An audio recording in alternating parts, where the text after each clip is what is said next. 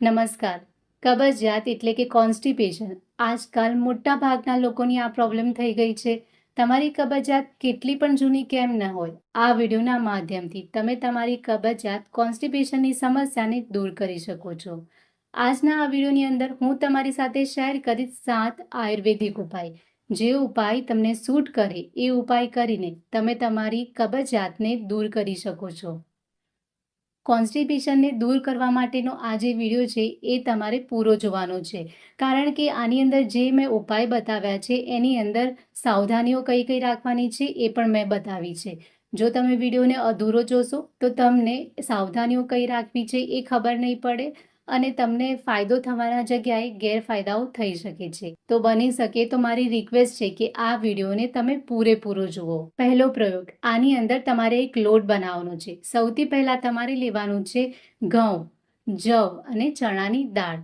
ઘઉં તમારે 7 કિલો લેવાના છે, જવ તમારે 2 કિલો લેવાના છે અને ચણાની દાળ તમારે 1 કિલો લેવાની છે.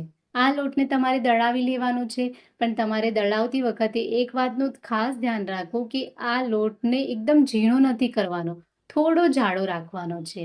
રોજ તમારે બની શકે તો એક ટાઈમ આ લોટની રોટલી બનાવીને ખાવાની છે. એક અઠવાડિયા સુધી જો તમે રેગ્યુલર આ લોટની રોટલી બનાવીને ખાશો તો તમે જોશો કે તમારી કબજિયાતની સમસ્યા ધીરે ધીરે ઓછી થવા લાગી છે. પ્રયોગ, આની અંદર તમારે લેવાની છે હરડે. હરડે તમારે બાળ હરડે આવે છે એ લેવાની છે. બાળ હરડે કાળા કલરની અને નાની હોય છે. આ હરડેને લઈ આવી અને એનો પાવડર બનાવી લેવાનો છે. આ હરડે પાવડરને તમે સૂવાના અડધા કલાક પહેલાં લઈ શકો છો, અથવા તો જમવાના 1 થી 1.5 કલાક પછી પણ તમે આ પાવડરને લઈ શકો છો.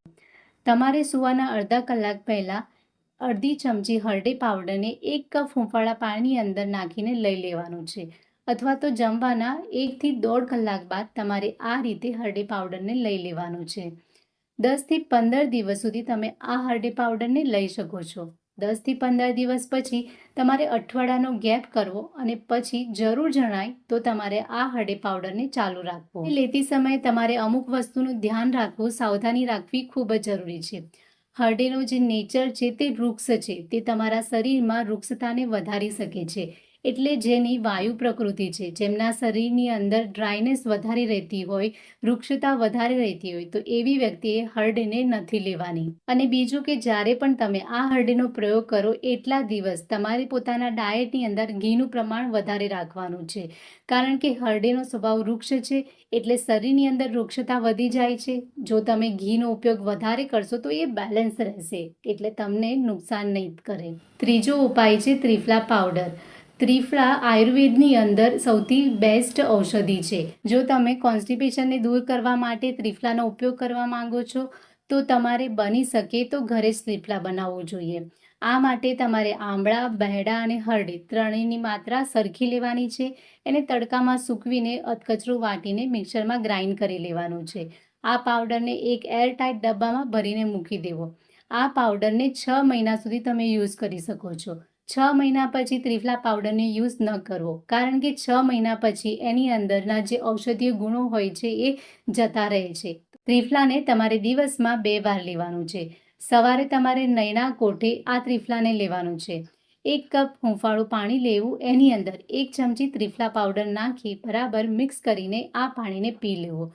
રાત્રે સૂવાના અડધા કલાક પહેલાં આ જ રીતે હૂંફાળું ગરમ પાણી કરી લેવું અને એની અંદર 1 નાની ચમચી ત્રિફલા પાવડર નાખીને બરાબર મિક્સ કરીને પી લેવું.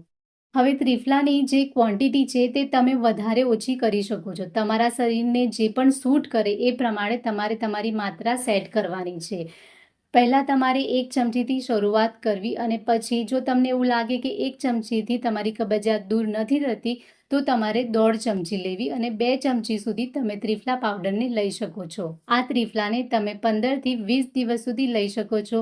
15 થી 20 દિવસ પછી તમારે 10 દિવસનો ગેપ કરવાનો છે અને પછી તમને જરૂર જણાય તો ત્રિફલાને તમે ફરીથી શરૂ કરી શકો છો. હવે કેવા લોકોએ આ ત્રિફલાનો ઉપયોગ ન કરવો જોઈએ? જેમના શરીરની અંદર ડ્રાયનેસ વધારે રહેતી હોય, સ્કિન ડ્રાય રહેતી હોય, જેમનો મળ એકદમ કડક આવતો હોય, જે લોકો પોતાના ડાયટની અંદર ઘી તેલનો ખૂબ જ ઓછો ઉપયોગ કરે છે, જેઓ શ્રમ વધારે કરે છે, તો એમણે ત્રિફલાને ન લેવું જોઈએ. ગર્ભવતી મહિલાઓએ પણ ત્રિફલાનો ઉપયોગ ન કરવો જોઈએ. ચોથો પ્રયોગ છે એરંડિયું એટલે કે દિવેલ, જેને કેસ્ટર ઓઇલ પણ કહેવામાં આવે છે. રાત્રે સૂવાના અડધા કલાક પહેલાં તમારે 1 કપ ગરમ પાણી કરવાનું છે. એની અંદર 1 ચપટી સિંધવ મીઠું નાખી દેવાનું છે. આ પાણીની અંદર તમારે 1 થી 2 ચમચી દિવેલ નાખી બરાબર મિક્સ કરીને પી લેવાનું છે. આ પ્રયોગ બની શકે તો રજાના દિવસે જ કરવો. જે મહિલાઓ પ્રેગ્નન્ટ છે એમણે દિવેલનો ઉપયોગ ન કરવો. પાંચમો પ્રયોગ છે ઈસબગુલની ભૂસી. આ ઈસબગુલને લેવાનું કઈ રીતે છે એ સમજી લઈએ. ઈસબગુલ તમને મેડિકલ સ્ટોર પરથી આરામથી મળી રહેશે. તમારે 1 ગ્લાસ હૂંફાળું ગરમ પાણી કરવાનું છે અથવા તો 1 ગ્લાસ હૂંફાળું દૂધ લેવાનું છે. એની અંદર તમારે 1 ચમચી ઈસબગુલની ભૂસી નાખી દેવાની છે. બરાબર મિક્સ કરીને આ દૂધ અથવા તો પાણીને તમારે તરત જ પી લેવાનું છે. ઈસબગુલ નાખ્યા પછી તમારે એને રહેવા નથી દેવાનું, એને તરત જ પી લેવાનું છે. કારણ કે ઈસબગુલ પાણી અથવા તો દૂધને શોષી લે છે અને ફૂલી જાય છે. એટલા માટે જો તમે એને રહેવા દેશો તો તમને પીવામાં તકલીફ થશે. 10 થી 15 દિવસ સુધી જો તમે રેગ્યુલર ઈસબગુલની ભૂસીને લો છો તો તમારી કોન્સ્ટિપેશન દૂર થાય છે અને તમને પાઇલ્સ અને ફિશર જેવી સમસ્યા હોય છે તો એની અંદર પણ તમને ખૂબ જ સારા રિઝલ્ટ જોવા મળે છે. એમ તો આ ઔષધિ બધા માટે સેફ જ છે, પરંતુ આ ઈસબગુલ લીધા બાદ જો તમને એલર્જી જેવું લાગે તો તમારે ઈસબગુલને નથી લેવાનું. ઈસબગુલને અધિક માત્રામાં અને લાંબા સમય સુધી ન લેવું જોઈએ, કારણ કે આની અંદર ફાઇબરની માત્રા ખૂબ જ વધારે હોય છે. જો તમે એને લાંબા સમય સુધી અને વધારે માત્રામાં લો છો તો પેટ ફૂલવું, પેટમાં ગેસ બનવો, પેટ ભારે થઈ જવું જેવી સમસ્યા થઈ શકે છે. પાંચમું છે ચિયા સીડ. આ ચિયા સીડ તમને ઓનલાઈન અથવા તો કેમિસ્ટ શોપ પર અથવા તો કોઈ પણ સુપર માર્કેટમાં ઇઝીલી તમને મળી જશે. રાત્રે સૂતા પહેલાં તમારે 1 ગ્લાસ પાણી લેવાનું છે. એની અંદર તમારે 1 થી 1.5 ચમચી આ ચિયા સીડ નાખી દેવાનું છે અને ઢાંકીને આખી રાત માટે મૂકી દેવો. સવારે આ ચિયા સીડ એકદમ ફૂલી જશે, આખો ગ્લાસ એનાથી ભરાઈ જશે. હવે તમારે આ પાણીના 3 ભાગ કરી લેવાના છે. 1 ભાગ તમારે સવારે નાસ્તાના પહેલાં લેવાનો છે, બીજો ભાગ તમારે બપોરે જમવાના પહેલાં લેવાનો છે અને ત્રીજો ભાગ તમારે રાત્રે જે જમવાનું ચાલુ કરો એના પહેલાં લેવાનું છે. આ રીતે 3 ભાગમાં તમારે ચિયા સીડને લેવાના છે. છઠ્ઠો પ્રયોગ છે અનાનસ એટલે કે પાઇનેપલ. 1/2 કિલો જેટલા તમારે અનાનસ લેવાના છે. એના નાના નાના તમારે ટુકડા કરી લેવાના. આની ઉપર તમારે સિંધવ મીઠું છાંટી દેવાનું છે અને સવારે તમારે આ ફ્રૂટને ખાઈ લેવાનું છે. કબજિયાતને દૂર કરવા માટે પાઇનેપલ સૌથી બેસ્ટ ઉપાય છે.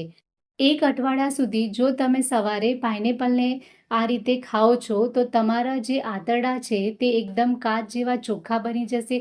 તમારી કબજિયાતની સમસ્યા દૂર થઈ જશે. છેલ્લું છે એનીમા. એનીમાનું ઇક્વિપમેન્ટ આવે છે જે તમને ઓનલાઈન મળી રહેશે અને કોઈ પણ મેડિકલ શોપ પરથી પણ તમને મળી રહેશે. આ એનીમા કેવી રીતે લેવાનો છે એના યુટ્યુબ પર ઘણા બધા વિડીયો છે, એ તમે જોઈ શકો છો અને એ પ્રમાણે તમે આ એનીમાને લઈ શકો છો. એનીમા લેવાથી તમારા આંતરડાની અંદર જે પણ ઝેરી કચરો હોય એ ધીરે ધીરે નીકળવા લાગે છે, આંતરડા સ્વસ્થ બને છે. કબજિયાતને દૂર કરવા માટે એનીમા પણ એક સારો વિકલ્પ છે જે તમે કરી શકો છો. તો મિત્રો, આ 7 ઉપાયમાંથી જે પણ ઉપાય તમને કન્વિનિયન્ટ લાગે, તમારા બોડીને સૂટ કરે એ કરીને તમે તમારી કબજિયાતને દૂર કરી શકો છો. આ બધા ઉપાય એકદમ સેફ છે અને ઇફેક્ટિવ છે. તો મિત્રો, મને આશા છે કે આજનો આ વિડીયો તમને ગમ્યો હશે અને એનાથી તમે કંઈક ને કંઈક નવું શીખ્યું હશે. જો તમને વિડીયો ગમ્યો હોય, યુઝફુલ લાગ્યું હોય તો એને તમારા ફેમિલી મેમ્બર અને ફ્રેન્ડ સાથે શેર કરો. ફરી મળીશું એક નવા વિડીયો સાથે. ત્યાં સુધી હંમેશા સ્વસ્થ રહો અને પોતાનું ધ્યાન રાખો.